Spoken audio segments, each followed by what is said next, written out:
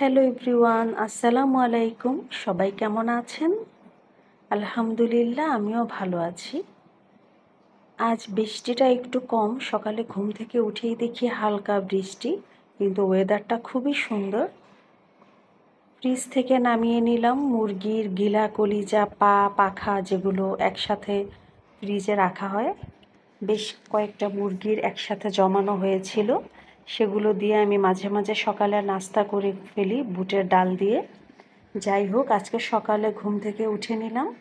উঠে এগুলো বাছতে বাছতে তো অনেক সময় লেগে গেছে, যেহেতু একা হাতে কাজ করতে হয়।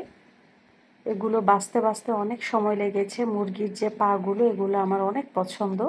অনেকে হয়তো পছন্দ করেন না ভিডিওটা। যারা পছন্দ করেন না তারা ভিডিওটা অবশ্যই ইগনোর করবেন।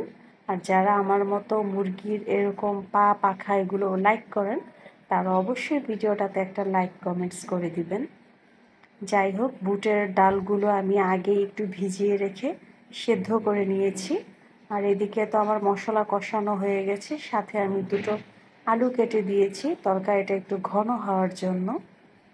এদিকে আমি মুরগির মাংসটা যখন কষিয়ে নিয়েছি, তখন আমি ব্যাক ক্যামেরাতে রুটি বানানোর জন্য আমি পুর তৈরি করে নিয়েছি। আর গরম পানি দিয়ে আটাটা সেদ্ধ করে আমি রুটিগুলো অলরেডি বানিয়ে নিয়েছি। আর এদিকে আমার মাংস কষানো হয়ে গেছে, ডালগুলো দিয়ে দিলাম। আর ডালগুলো একটু দেওয়ার পর হালকা আর একটু কষিয়ে নিতে হয়। তারপরে আমি ঝোল দিয়ে কয়েকটা কাঁচামরিচ দিয়ে দিলাম। আর এদিকে দেখেন আমার রুটি বেলা হয়ে গেছে। আর রুটি আমি সেকে যে বক্সটাতে রাখি, যেটাকে হটপট বলা হয়, সেটা একটু ধুয়ে পরিষ্কার করে নিয়েছি।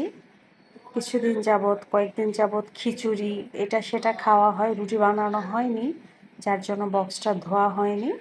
আর আমি রুটি সেকার সময় সব সময় 2টা টিস্যু বক্সে দিয়ে রাখি। আর আমার রুটি দেখেন সেকা হয়ে গেছে। রুটিটা মাশাআল্লাহ অনেক ফুলকো হয়েছে।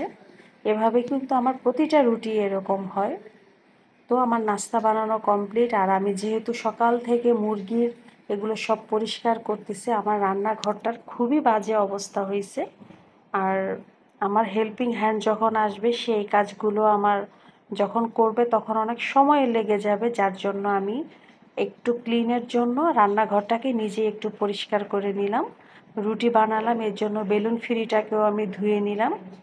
আমার সিঙ্কের খুবই বাজে অবস্থা হয়েছিল, তাই সব কিছুই নিজের হাতে পরিষ্কার করে নিলাম। কারণ ইদানিং কিন্তু অনেক মাছি দেখা যায় বাসার ভিতরে, প্রচণ্ড ডিস্টার্ব করে মাছি। আর মাছি এরকম ময়লা যদি থাকে তাহলে কিন্তু মাছিটা আরও বেশি আসে, যার জন্য এগুলো পরিষ্কার করে আমি ক্লিন হয়ে হাত মুখ ধুয়ে ফ্রেশ হয়ে আমি নাস্তা খেতে আসলাম।